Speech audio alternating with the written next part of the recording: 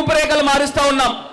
మరి మారుస్తూ ఉంటే తెలుగుదేశం పార్టీ వాళ్ళు అక్కస్సు కడుపు మంట వాళ్ళు అడ్డుకుంటానే ఉన్నారు. నిన్న పాపం ఒక వాలంటీర్ చెల్లెమ్మని ఏ రకంగా దూషించాడో ఈ యొక్క తెలుగుదేశం పార్టీ మాజీ ఎమ్మెల్సీ ఆదిరెడ్డి అప్పారావు ఆ యొక్క వీడియో ఉందా, ఆడియో ఉందా, ఆడియో రెడీనా? ఏ రకంగా దూషించాడో, ఎంత కండకావరమో, ఎంత బలుపో ఒకసారి చూద్దాం. ఆయన ఏ రకంగా ఆ వాలంటీర్ని లైఫ్ థ్రెట్ చేశాడు. అతని పైన కేసులు కట్టాల. ఆయన బెదిరించాడు, నేనేం చేయలేను, మా కార్యకర్తలను వదిలేస్తే నువ్వు ఏమైపోతావో తెలీదు అని బెదిరించాడు. ఒక్కసారి ఆ వీడియో ప్లే చేయండి, ఆన్ చేయమ్మా ఒకసారి. హలో, సైలెంట్ గా వినండి. ఎవరండి? అమ్మాయి ఎమ్మెల్సీ ఆదిరెడ్డి అప్పారావు గారు మాట్లాడతారంట, ఒకసారి చూడండి.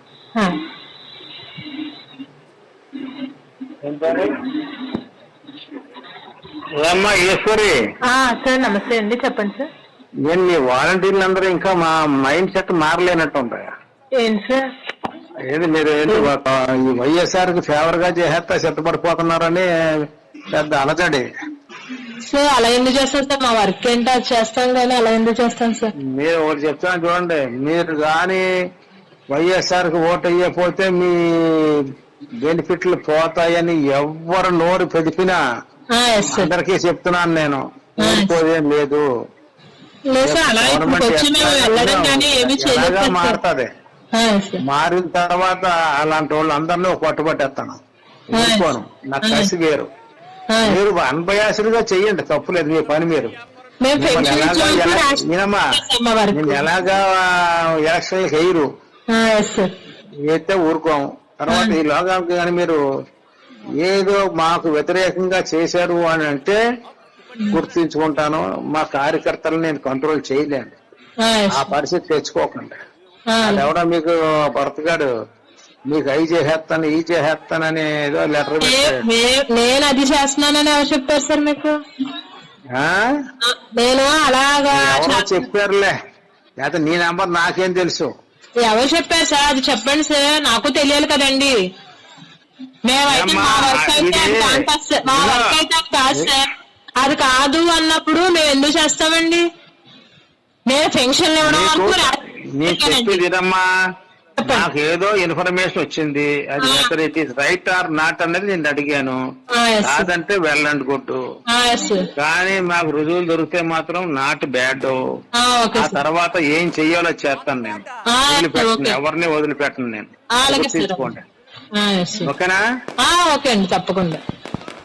మరి ఇలాంటి వ్యక్తిని, మన వాలంటీర్ చెల్లెమ్మని ఇలా బెదిరిస్తే అలాంటి వాడిని ఏం చేయాలండి? అలాంటి వాడిని ఏం చేయాలి? చెప్పు తీద్దామా? ఇవాళ నేను చెప్తా ఉన్నా, నా వాలంటీర్ అక్క చెల్లెమ్మల్ని అన్నతమ్ముల్ని నేను నా సొంత తోబుట్టువుల్లా చూసుకుంటానని ఇవాళ ఈ వేదిక నుంచి మాట ఇస్తా ఉన్నా. ఏంటన్నో కార్యకర్తలను ఆపలేవా? ఇక్కడ ఎవరైనా గాజులు తడుక్కుని కూర్చున్నారు అనుకున్నావా ఏంటి? ఇవాళ నేను ఒక్కటే మాట ఇస్తా ఉన్నా, ఇవాళ నా వాలంటీర్లు గాని నా రాజమండ్రి ప్రజలను గాని ఈ బ్లేడ్ బ్యాచ్ల్ని రౌడీ మోకల్ని పెంచి పోషించేవాడు నువ్వు కాదా అని వాళ్ళు అడుగుతా ఉన్నాను. నువ్వు నీ కొడుకు కాదా అని అడుగుతా ఉన్నాను.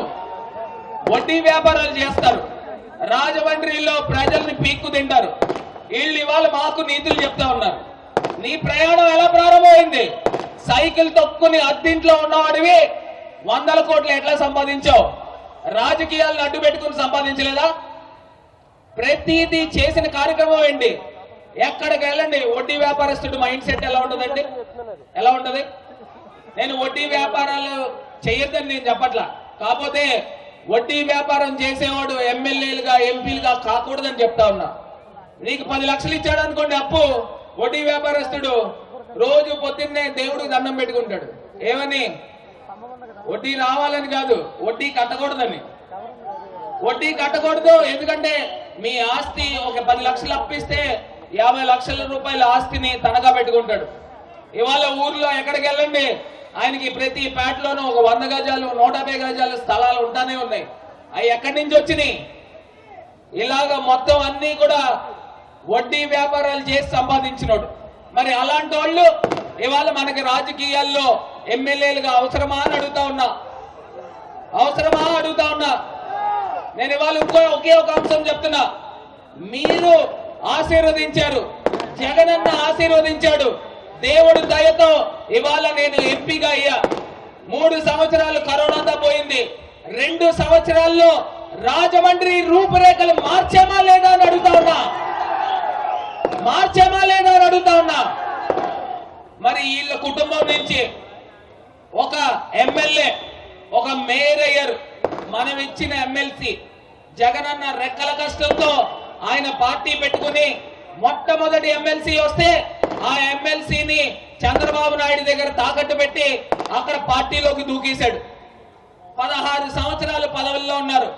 రాజమండ్రికి ఒక్కటంటే ఒకటి ఏదైనా పని చేశారా అని అడుగుతా ఉన్నా. చేస్తే ఇలా చెప్పండి, లేకపోతే ఇలా చెప్పండి. చేయలే.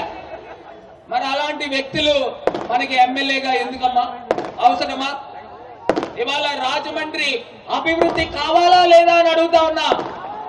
కావాలా? అభివృద్ధి కావాలా? రాజమండ్రి శాంతి భద్రతలతో ఉండాలా లేదా? పీస్ఫుల్ గా ఉండాలా లేదా? ఉండాలా? ఇవాళ రాజమండ్రిలో అపాతాతలకి, అక్క చెల్లెమ్మలకి సంక్షేమం కావాలా లేదా? ఇవాళ రాజమండ్రిలో సుమారుగా జగన్మోహన్ రెడ్డి గారు 30 లక్షల మందికి ఆంధ్రప్రదేశ్ వ్యాప్తంగా ఇల్లులు ఇస్తా ఉంటే రాజమండ్రిలో 40,000 మందికి ఇల్లులు ఇవ్వాలి. ఇక్కడ తెలుగుదేశం పార్టీ ఎమ్మెల్యేల కింద ఉండడం వల్ల వాళ్ళు హైకోర్టులకు వెళ్లి ఇళ్ల స్థలాలు ఇవ్వనివ్వకుండా అడ్డుకునే ప్రయత్నం చేశారు. ఎక్కడైతే తెలుగుదేశం పార్టీ ఎమ్మెల్యేలు గెలిచారో అక్కడ ఇళ్ల స్థలాలు ఇవ్వనివ్వకుండా అడ్డుకున్నారు. నేను జగనన్నను ఒకటే అడిగా, అన్నా మీరు నాకు ఒకే ఒక్క చిన్న సహాయం చేయాలి. ఏదైతే హైకోర్టులో కేసులు ఉన్నాయో అది పక్కన పెట్టేసి కొత్తగా రాజమండ్రిలో ఉన్న అక్క చెల్లెమ్మలకి 25,000 మందికి మనం హామీ పత్రాలు ఇచ్చామన్నా ఆ హామీ పత్రాలు ఈ ఎలక్షన్ లోపల మీరు ఇవ్వాల్సిందిగా అని చెప్పేసి నేను ముఖ్యమంత్రి గారిని కోరి ప్రార్థించా. ఆయన ఎలక్షన్స్ కి వెళ్లే లోపల భరత్ నీకు ఆ ఇళ్ల స్థలాలు ఇస్తానని చెప్పి మాట ఇచ్చారు. రాజమండ్రి ప్రజలందరికీ కూడా ఇళ్ల స్థలాలు ఇవ్వబోతున్నామని కూడా ఈ సందర్భంగా తెలియపరుస్తూ మరి తెలుగుదేశాన్ని ఇంటికి పంపించేద్దామా అని అడుగుతా ఉన్నా. తెలుగుదేశాన్ని వినబడట్లే, తెలుగుదేశాన్ని ఇంటికి పంపించేద్దామా? ఏమా పంపించేద్దామా?